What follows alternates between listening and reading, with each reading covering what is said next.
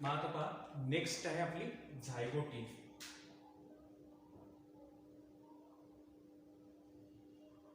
दुसरी फेज आहे आपली झायगोटीन. झायगोटीन मध्ये काय बदल घडतो पहा. झायगोचा अर्थ पहा, झायगोचा अर्थ पेयर्ड. झायगो मीन्स पेयर्ड, टीन मीन्स थ्रेड, थ्रेड म्हणजेच आपले क्रोमोझोम. मग झायगोटीन मध्ये काय होते, पेअरिंग ऑफ होमोलॉगस क्रोमोझोम. याच्यामध्ये घडणार आहे झायगोटीन नावाची फेज, सेकंड नंबरची. बदल पहा, सेल मेम्ब्रेन जशीच्या तसंच दिसेल, सेल मेम्ब्रेन मध्ये कुठलाच बदल घडला नाही. याला मी नाव देतो झायगोटीन. या सेलमध्ये काय घडणार आहे, झायगोटीन घडणार आहे. या सेलचं नाव लिप्टोटीन. आता बदल घडेल इथे झायगोटीन मध्ये. तर आता झायगोटीन मध्ये काय बदल घडतो पहा. न्यूक्लियर मेम्ब्रेन हळूहळू डिसॅपियर होताना दिसतच आहे आपल्याला. न्यूक्लिओलस सुद्धा डिसॅपियर होताना दिसतो आहे. या पाचही स्टेजमध्ये हा दिसेलच, न्यूक्लिओलस डिसॅपियर होताना, न्यूक्लियर मेम्ब्रेन डिसॅपियर होताना. त्याच्यानंतर सेंट्रिओल दूर झालेले दिसतीलच थोडे थोडे, ते हळूहळू पोलकडे शिफ्ट होत आहेत सेंट्रिओल. आता क्रोमोझोम मध्ये काय बदल झाला पहा. आपल्याला माहित आहे की सेलमध्ये, डिप्लॉइड सेलमध्ये दोन सेट असतात क्रोमोझोमचे. कोणते दोन set, maternal set and paternal set. Diploid सेलमध्ये दोन सेट असतात म्हणून त्या सेलला डिप्लॉइड म्हणतो आपण. मग we know the diploid cell contain two sets, maternal set and paternal set. मग मॅटर्नल सेट याच्यामध्ये आहेत 23, पॅटर्नल सेटमध्ये आहेत 23 क्रोमोझोम. आपण ह्युमन बिंगच्या सेलबद्दल बोलतो आहे.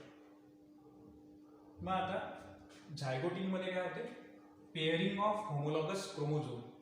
मग यांनाच काय म्हणतो आपण, होमोलॉगस क्रोमोझोम. होमो म्हणजे सारखे, लॉगस म्हणजे लोकेशन. होमो म्हणजे सारखे, लॉगस म्हणजे लोकेशन. मग आता मॅटर्नल क्रोमोझोम आणि पॅटर्नल क्रोमोझोम, मॅटर्नल क्रोमोझोम आणि पॅटर्नल क्रोमोझोम यांच्या काय तयार होतात, जोड्या तयार होतात. मग अशा किती जोड्या तयार होतील, 23 जोड्या तयार होतील. अशा प्रकारे हा मॅटर्नल आणि हा पॅटर्नल. तर अशा 23 जोड्या तयार होतील. 23 क्रोमोझोमचे आहेत पहा, 23 वडिलांकडचे, 23 आईकडचे. मग सारखे दिसणारे. मग आता 23 पहा, हे 23 कसे असतील, 1 नंबर, 2 नंबरचे, 3, 4, 5, 6. मग असे 23 क्रोमोझोम, बरोबर. मग आता यातला मॅटर्नलकडचा पहिला, वडिलांकडचा पहिला, याच्यातला दुसरा, याच्यातला दुसरा, याच्यातला तिसरा, याच्यातला तिसरा. मग दोन्हीकडचे जे क्रोमोझोम आहे यांच्यात जोड्या तयार होतील. आता हा असेल पहिला क्रोमोझोम, हा असेल पहिला क्रोमोझोम. ही झाली पहिली जोडी. आता दुसरी जोडी, इकडे असेल दुसऱ्या नंबरचा क्रोमोझोम, इकडे असेल दुसऱ्या नंबरचा क्रोमोझोम. म्हणजे मदरकडचा दुसरा, वडिलांकडचा दुसरा. तर अशा 23 जोड्या तयार होत असतात. म्हणजे काय घडलं याच्यात, पेअरिंग ऑफ होमोलॉगस क्रोमोझोम. मग आता एवढे 23 जोड्या तर याच्यात दाखवणं पॉसिबल नाही आहे. आपण याच्यात काय करू, आपण याच्यामध्ये दाखवू, 4 क्रोमोझोम दाखवलेले आहे आपण, तर याच्यामध्ये 4 जोड्या आपण दाखवू. ठीक आहे. मग आता 2च जोड्या दाखवू याच्यात आपण.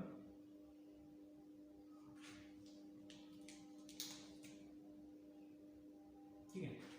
टोटल आपण 23 जोड्या दाखवू शकतो. तर आपण किती दाखवू याच्यात, 2च जोड्या दाखवू. मग आता या 2 जोड्या, एक असेल मॅटर्नल, एक असेल पॅटर्नल. एक असेल वडिलांकडून मिळालेला, दुसरा असेल आईकडून मिळालेला. मग काय बदल घडला याच्यामध्ये झायगोटीन मध्ये, लिहा पहिला बदल, पेअरिंग ऑफ होमोलॉगस क्रोमोझोम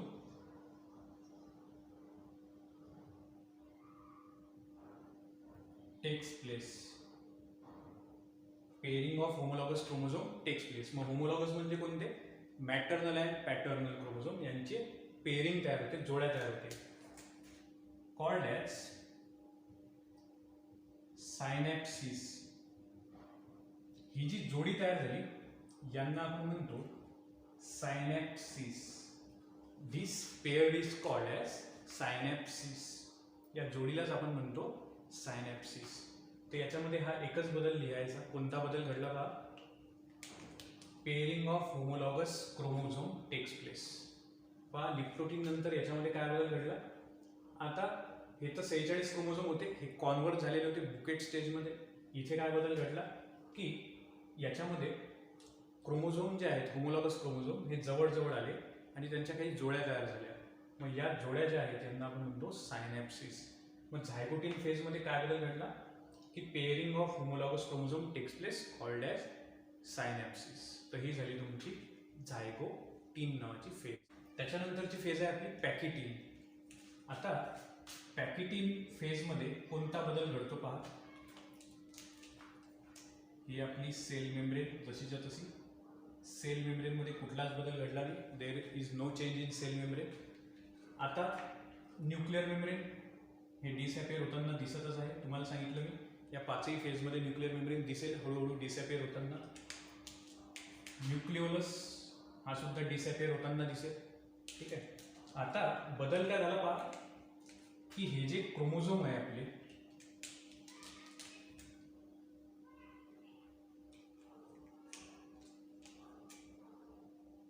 हे पेयर्ड होते बरोबर. मॅटर्नल आणि पॅटर्नल क्रोमोझोम यांची पेयर्ड होते.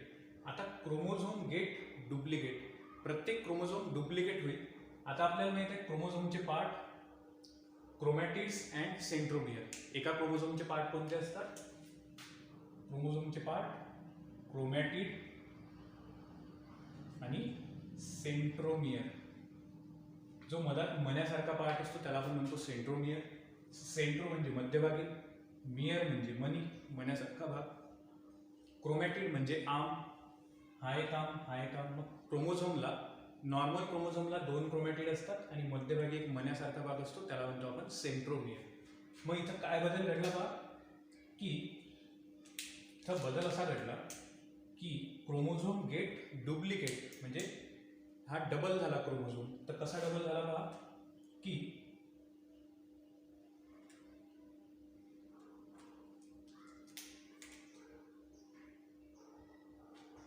एका क्रोमोझोमला 4 क्रोमॅटिड तयार झाल्या. पहा दोन्ही क्रोमोझोम आहेत.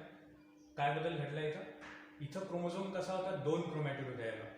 इथं काय बदल घडला, एका क्रोमोझोमला 4 क्रोमॅटिड तयार झाला. म्हणजेच काय झालं, डुप्लिकेशन ऑफ क्रोमोझोम. मग आता इथं काय घडलं पहा, मग आता असा जो क्रोमोझोम तयार झाला याला आपण म्हणत असतो tetrad. This chromosome is called as tetrad. पहा एका क्रोमोझोमला 4 क्रोमॅटिड, मग या एका क्रोमोझोमला आपण म्हणत असतो टेट्राड. मग याच्यामध्ये बदल काय घडेल पहा, पहिला बदल टेट्राड फॉर्मेशन. शॉर्ट मध्ये लिहिलं मी, the chromosome get converted into tetrad. म्हणजे टेट्राड म्हणजे क्रोमोझोम विथ 4 क्रोमॅटिड्स. टेट्राड म्हणजे काय, टेट्राचा अर्थ 4, म्हणजेच काय क्रोमोझोम विथ 4 क्रोमॅटिड्स, यांना आपण म्हणत असतो टेट्राड. मग आता क्रोमॅटिड 2 प्रकारचे पहा, एकच क्रोमोझोम याच्या 2 क्रोमॅटिड पहा, यांना आपण म्हणतो सिस्टर क्रोमॅटिड. सिस्टर क्रोमॅटिड म्हणजे काय, हा एक क्रोमोझोम आहे त्याच्या या ज्या 2 क्रोमॅटिड आहेत ह्या आहेत सिस्टर क्रोमॅटिड, या सुद्धा झाल्या sister chromatid.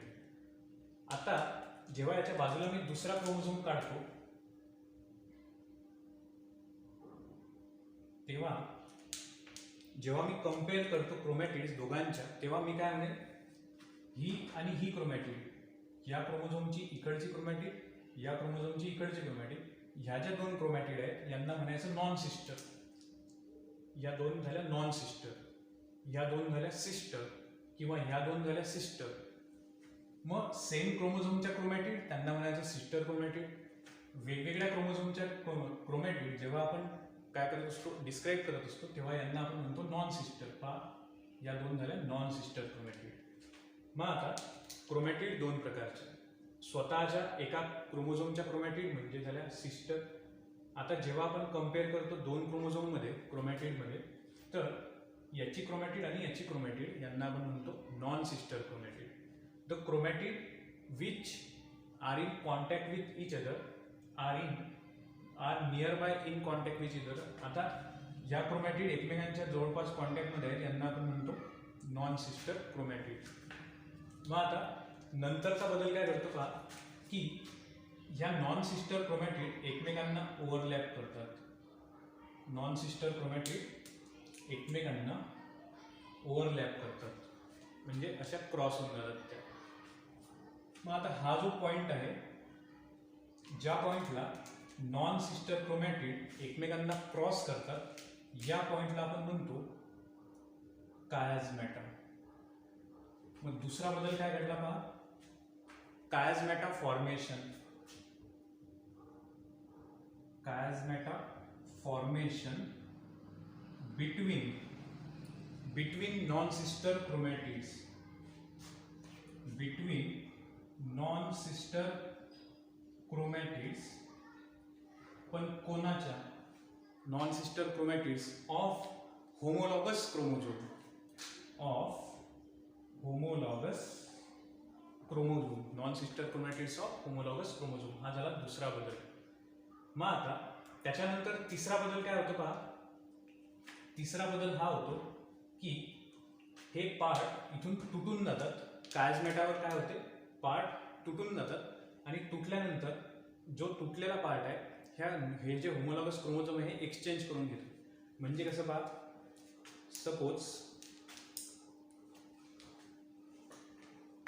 Suppose these are homologous chromosome. Okay. मग याच्यामध्ये काय घडते पहा, कायझमॅटा तयार होतो. नॉन सिस्टर क्रोमॅटिड, या नॉन सिस्टर क्रोमॅटिड काय झाल्या, एकमेकांना क्रॉस झाल्या. या पॉइंटला आपण काय म्हटलं, पॉइंटला आपण म्हटलं कायझमॅटा. मग आता नंतर बदल काय झाला तिसरा, की जो पॉइंट क्रॉस झाला तो पार्ट तुटून गेला. ठीक आहे, तुटला तो पार्ट आणि यांनी पार्ट एक्सचेंज केले. मग मॅटर्नल क्रोमोझोमचा पार्ट आला पॅटर्नल क्रोमोझोमवर, पॅटर्नल क्रोमोझोमचा पार्ट गेला मॅटर्नल क्रोमोझोमवर. हा झाला तिसरा बदल. मग तिसरा बदल काय झाला पहा, तिसरा बदल इथे दिसेल तुम्हाला की exchange of broken segments of non-sister chromatid takes place, or there occurs exchange between the non-sister chromatid. कशाचं एक्सचेंज झालं, of broken segment. There occurs the exchange of broken segment between the non-sister chromatids. This exchange is called as recombination. या एक्सचेंजलाच आपण काय म्हणत असतो, recombination. मग तिसरा बदल काय झाला, तिसरा बदल हा झाला की या कायझमॅटावर काय झालं, कायझमॅटावर हे क्रोमॅटिड काय झाले, तुटून गेले. ठीक आहे, नॉन सिस्टर क्रोमॅटिडचा काही पार्ट तुटून गेला आणि जो तुटलेला पार्ट आहे हा यांनी काय केला, एक्सचेंज करून घेतला. मॅटर्नलचा पार्ट गेला पॅटर्नलवर, पॅटर्नलचा आला मॅटर्नलवर. मग हे जे एक्सचेंज आहे यालाच आपण म्हणतो रिकॉम्बिनेशन. यालाच आपण म्हणत असतो रिकॉम्बिनेशन. हा झाला याच्यातला तिसरा बदल. मग पहा, 3 बदल कोणते घडले याच्यात महत्वाचे. पहिला बदल, होमोलॉगस क्रोमोझोम यांच्यापासून काय तयार झालं, टेट्राड तयार झालं. मग आता एका क्रोमोझोममध्ये 2 क्रोमॅटिड असतात. मग इथं काय तयार झालं, एका क्रोमोझोममध्ये 4 क्रोमॅटिड तयार झाले. म्हणजे पहिला बदल टेट्राड फॉर्मेशन. दुसरा बदल काय झाला पहा, chiasmata formation. The non sister chromatids of homologous chromosome get overlap to form chiasmata. हा जो पॉइंट आहे या पॉइंटला आपण म्हणतो कायझमॅटा. आणि ही जी प्रोसेस आहे त्याला आपण म्हणतो crossing over. The process by which non sister chromatid get cross each other, it is called as crossing over and the point of cross is called as chiasmata. त्याच पॉइंटला आपण म्हणत असतो कायझमॅटा.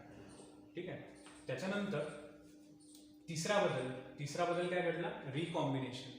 The broken segments get exchange between non sister chromatids. This is called as recombination. ते झालं तुमचं packeting phase.